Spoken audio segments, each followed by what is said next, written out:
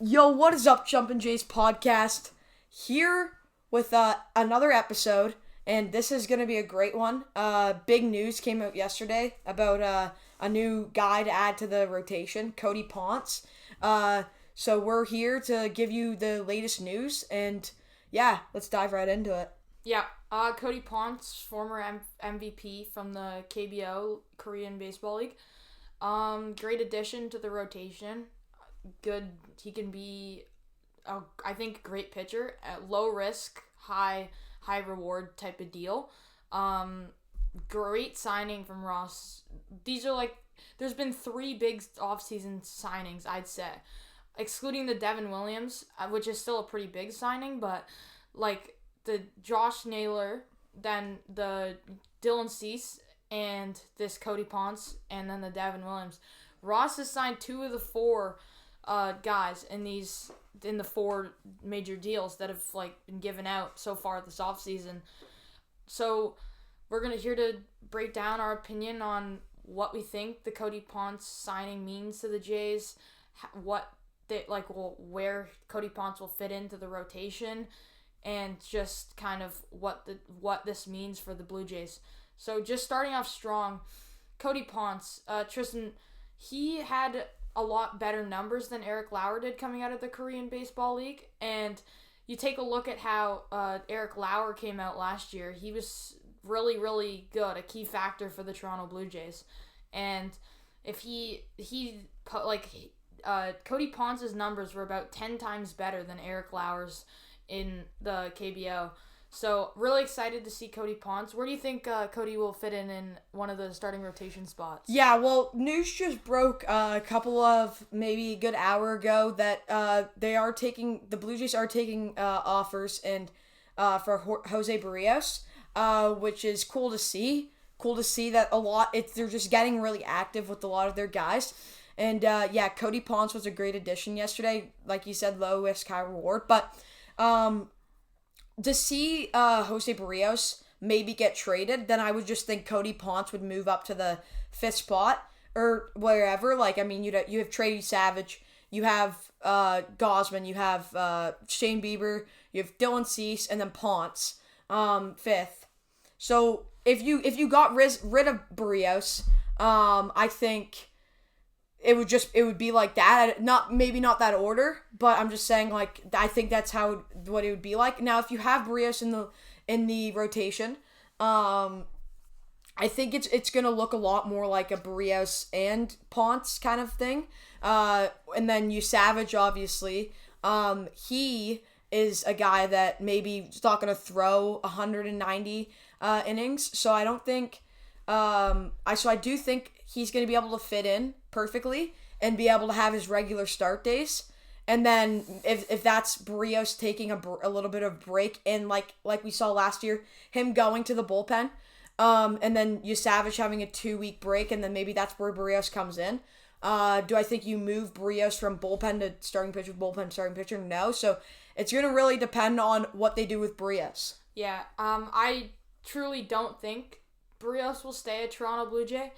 He's just kind of shown, for an example, he didn't show up to the World Series for when it was the first time in 30-something years that the Jays have gone to the World Series.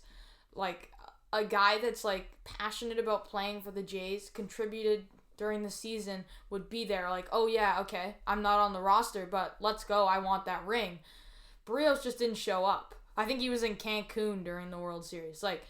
It just shows that there's some conflict between the Jays and Jose Barrios, and I think the chances are he's going to be traded.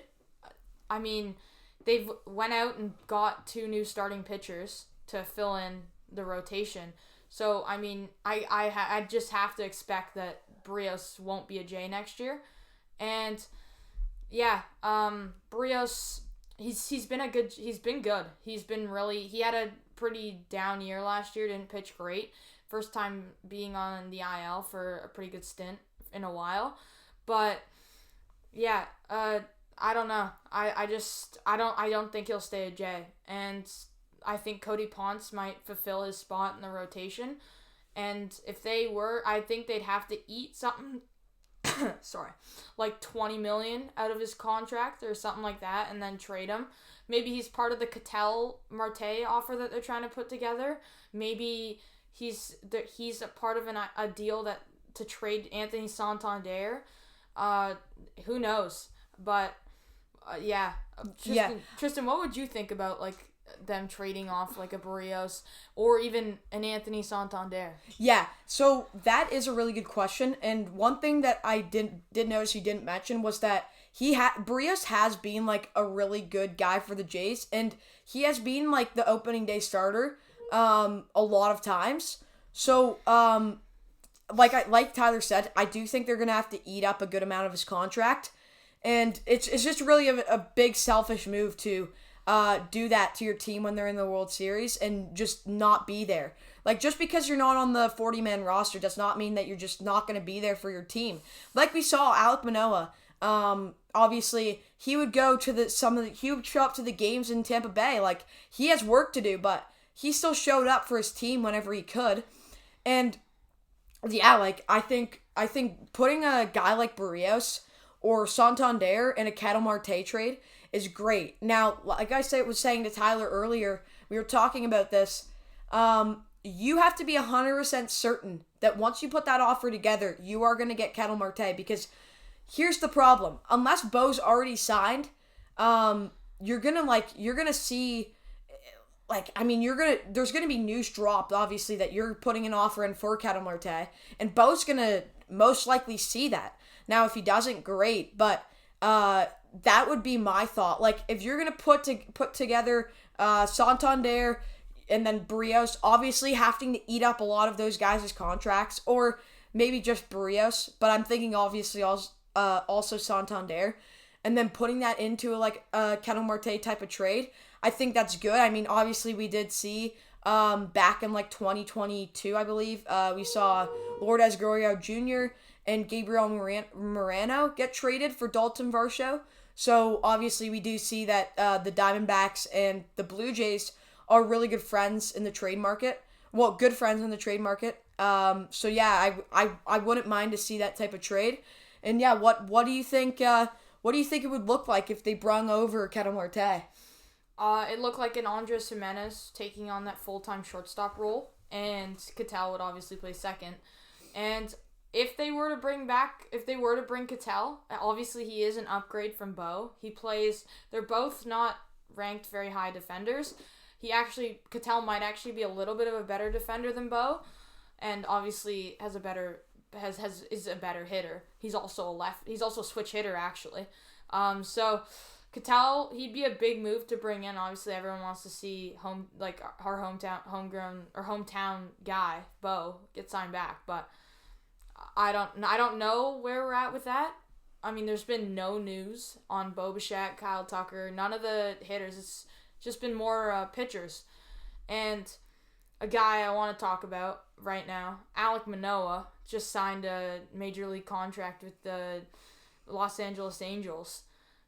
I honestly, the amount they paid him, when I first saw it, I thought, man, the Jays could have paid him that. Like, that's pocket change for them, and they could have had him in the minor league system. But then I saw the deal. It's a major league contract, and he's guaranteed to play in the majors. And I'm like, okay, so they didn't want Manoah on their 40-man roster. That's why they DFA'd him. So that makes a little more sense. So, I mean, I understand why they wouldn't have went out and got Manoah, but, I mean, he really didn't get paid that much considering how much upside there is for him.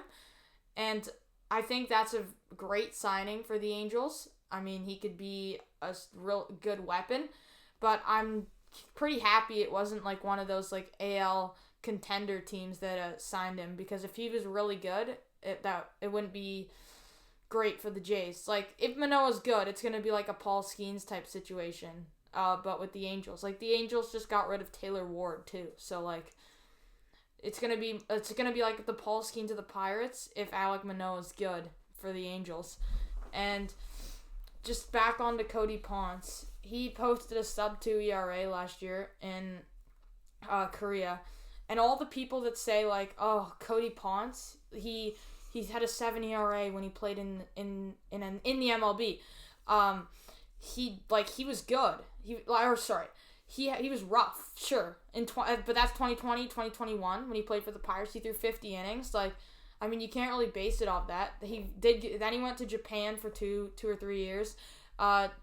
Tried to figure things out. It didn't go too well for him. Then last year he went to Korea, and he found it. He pitched really good in Korea, over 200 strikeouts, and was just an elite weapon. And his fastball's up 5 to 6 miles per hour than it was. He was throwing like 92 when he played for Pittsburgh, and he's now throwing 97. So it's a big jump in fastball velocity, and that's going to help him get some outs. Also, his breaking stuff's got more movement. And just Cody Ponce in general, I think could be a weapon for the Jays, either coming out of the back end as their starting rotation or coming out of the front end of their starting rotation. And just another thing to talk about, Trey Savage. I don't think the Jays can throw Trey a full season worth of starts, considering he is 22 and he has one professional season under him. One professional season. Include professional, not MLB, professional, including all the ranks he's played at. And he's just so young to have him throw how many innings Gosman's going to throw. The last thing you'd want to see is Trey Savage go get Tommy John surgery and be out at 22 years old. That can make or break a guy's career. And I think maybe Trey Savage pitches every second start, every 10 days, something like that. And they just kind of limited arm. Or maybe we see him go down to the minor leagues for a stint, take a week on the injured list. Who knows?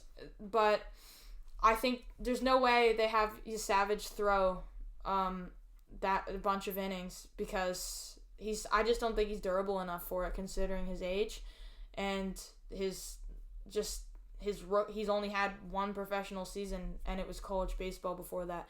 So I think you got to limit Savage's innings. Yeah, so just to hop back on Manoah really quick, Manoah, it's not, looking at that contract, it's like Tyler said, it's pocket change, but it's a great place for Manoah to be in when you, we were talking about this yesterday too, Manoah posts a lot of his, stats,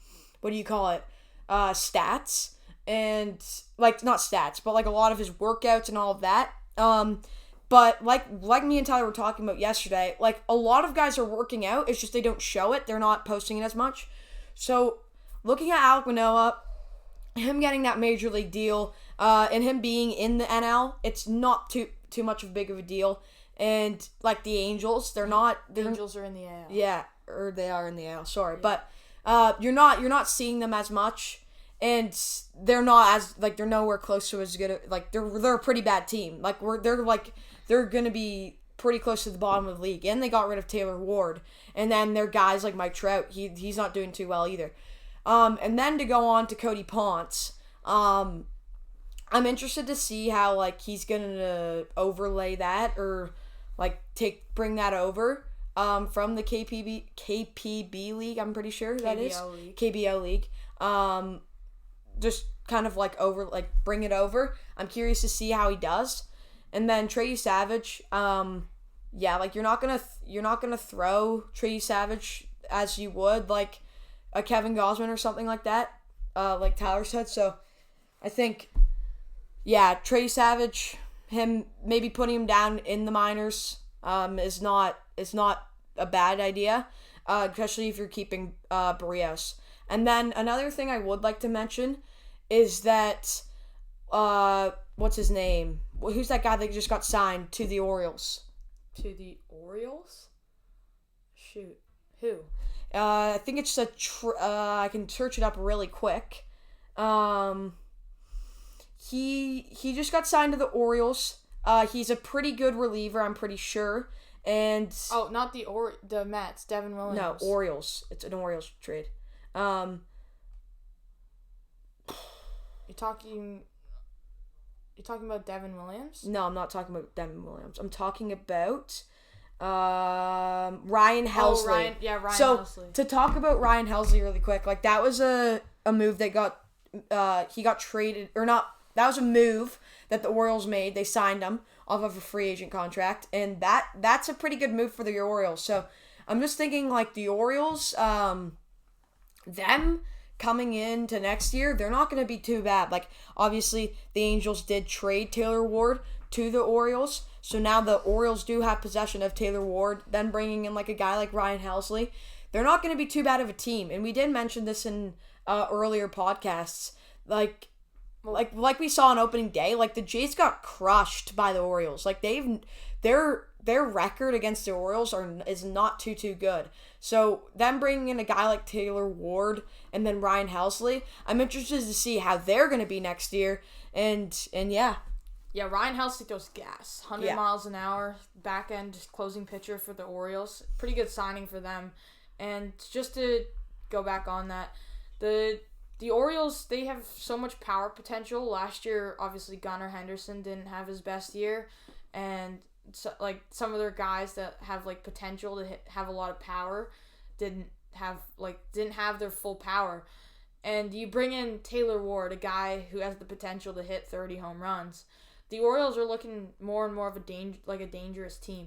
Like, yeah, they traded Grayson Rodriguez away, but they're looking like they could be a AL contender. And the Jays, obviously, don't really have the greatest record against them, but they're looking like they could do something next year.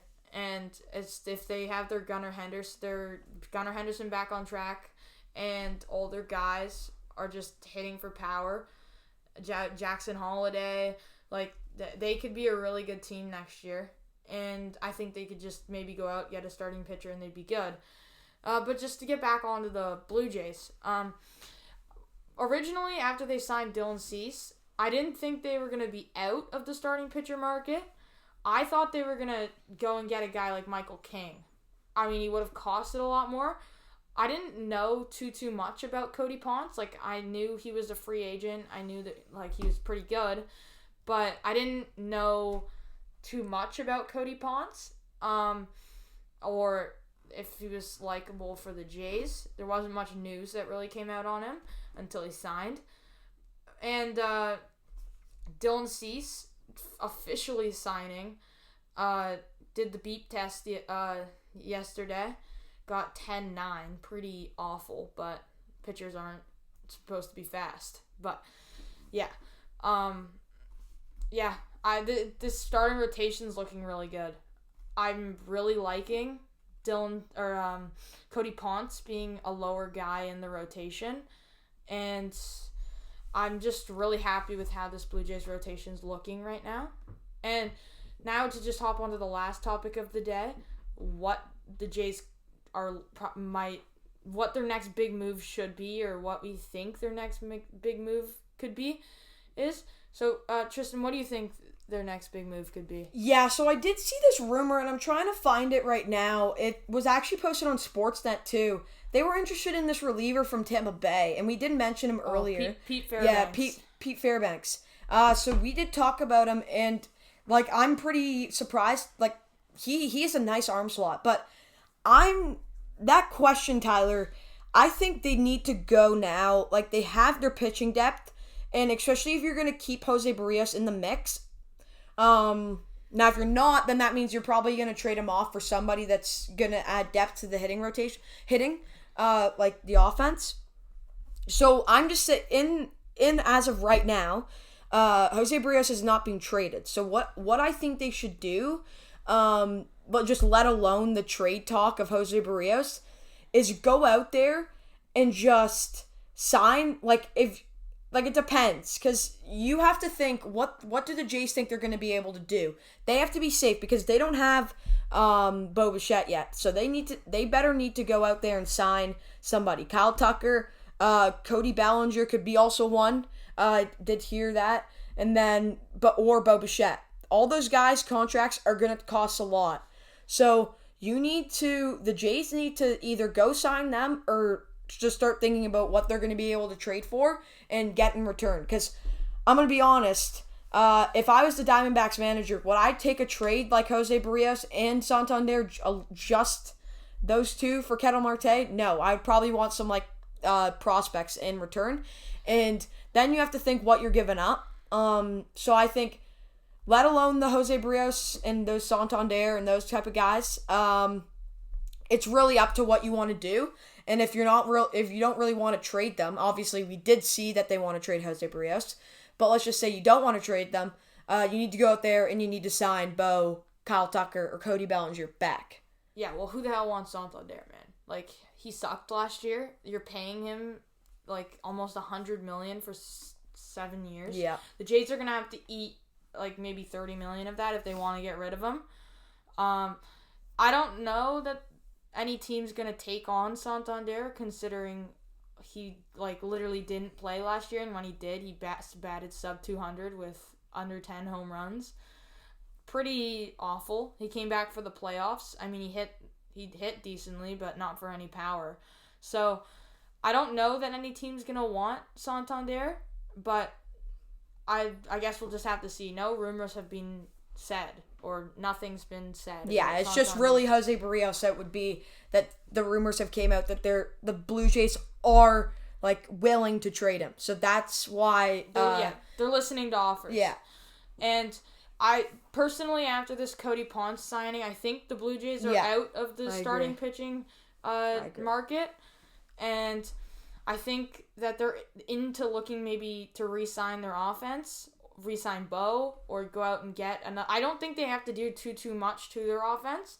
Again, they're gonna drop the bag for 2 years, and I think Ross the Boss is gonna do that.